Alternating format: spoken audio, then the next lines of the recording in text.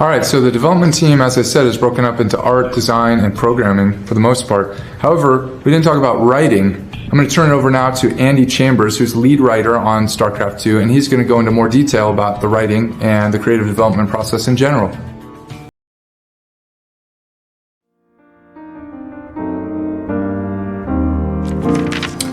Oh, hello. My name's Andy Chambers. I'm lead writer here on StarCraft II. The writers on a computer game work with the designers and the artists to produce characters, missions, plots, dialogue, a whole enchilada that hopefully will be enthralling enough to keep you playing right through to the end. So we're going to talk about StarCraft II's story for a while now. Now, if you haven't already finished the game, you might want to skip this bit for now, because there's bound to be spoilers, and we don't want to give anything away. So, off you go.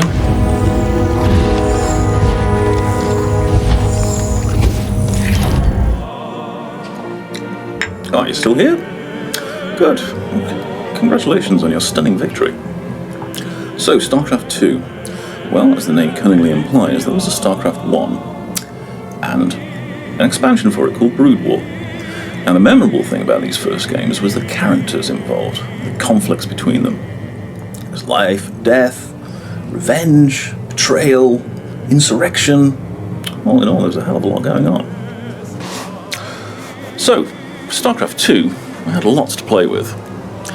Between Arcturus Mengsk, Sarah Kerrigan, and Jim Raynor, there's a whole barrel load of unresolved conflict floating around. And that's before we even got on to adding the new plots and new characters we wanted to put in for StarCraft II. So, on balance, we decided to start with the man with the biggest story to tell, Jim Raynor. Anyway, that's enough from me. Let's hear from the others for a bit.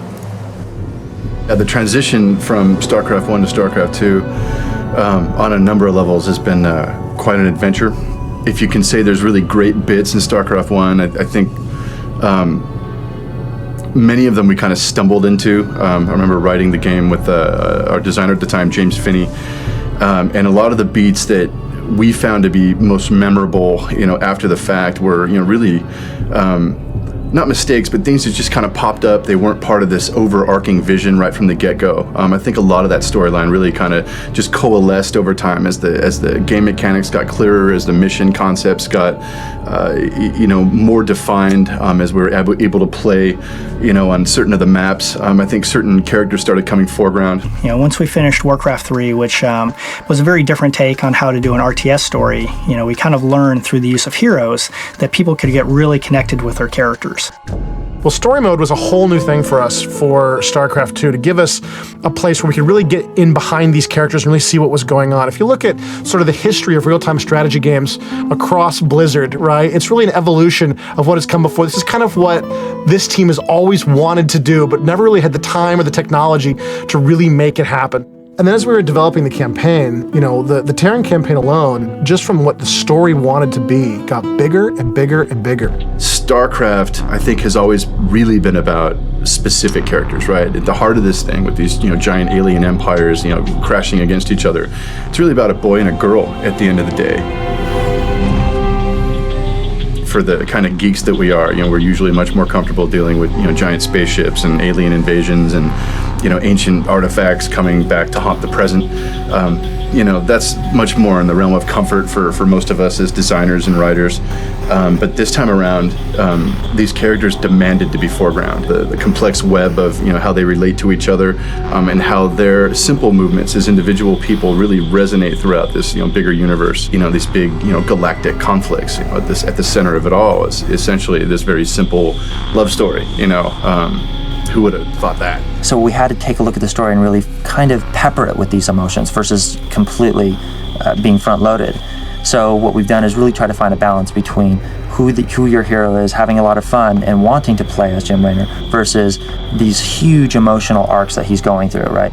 But we had to take liberties and kind of step back a little bit and make sure that the player understood that he was somebody worth investing into. And that was the challenge, and I think that's also the challenge with telling a story inside the confines of a video game. At the start of this game, Jim Raynor is a man haunted by the demons of his past. He's battling with all the betrayals that he's suffered and all the things that he's lost, and he's trying to lead this crazy guerrilla rebellion, and at the same time stay as a functional human being, just because he's dealing with, obviously the terrible tragedy of not just losing the woman that he cared about in Sarah Kerrigan, but with what happened to her subsequently, where she became the most evil force in the galaxy.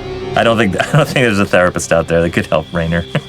And this actually plays out through the whole campaign. His whole crew gets into a space where they feel like it's mutiny.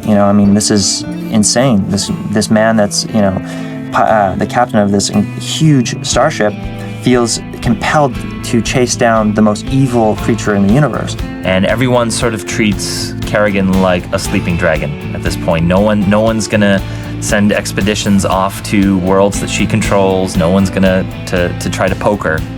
Jim hasn't completely given up on the idea that there can be a better tomorrow, but he's so haunted by his ghost, pardon the pun, and the specter of Kerrigan and her betrayal, and the betrayal of Megs, that Jim's not as simple a character as he used to be. Well, the challenge for any epic storyline, right, is how you marry the huge sprawling battles or political intrigue or whatever it is, and then how do you sort of relate that down to the individual, right? That's what makes an epic feel really mighty. You still have to connect with a single other human being or group of human beings or whatever, right? Or maybe aliens in Kerrigan's case, right? But you have to connect with people, right? But at the same time, you want to show them with a backdrop of just mighty empires clashing, that ultimately either they're shaping the empires or the empires are shaping them. And so really that's what story mode and the game do together, is they try to mesh together and create a holistic experience where you see what the cost is for a man like Raynor, right? When something happens, if a colony world is destroyed, he didn't save everybody,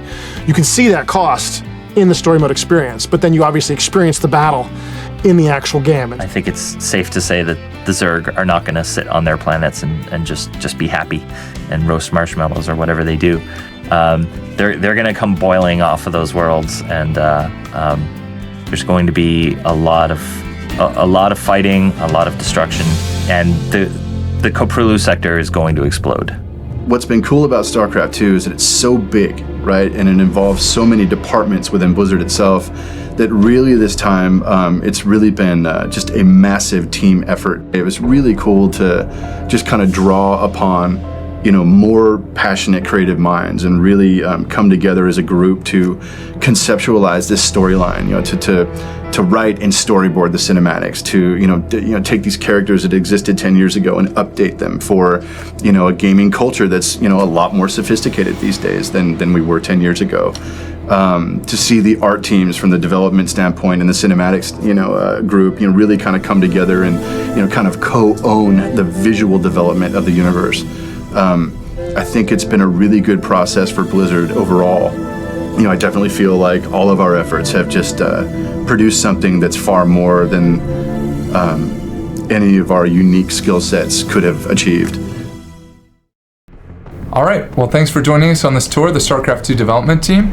We'll see you up on BattleNet.